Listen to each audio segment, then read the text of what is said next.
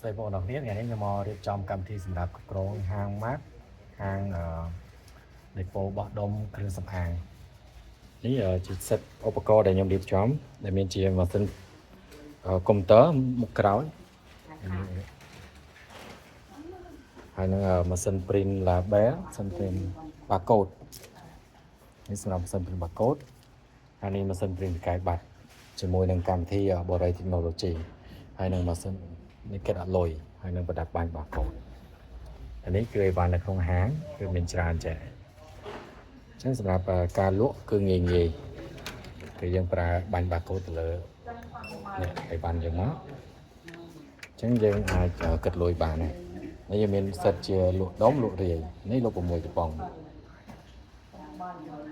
ហើយចុចបងប្រាក់មកយើងអាចបងប្រាក់តាម AVA ឬក៏ ACDA នេះបងតាម AVA ចឹងខ្ញុំព្រីនវិក័យប័ណ្ណ2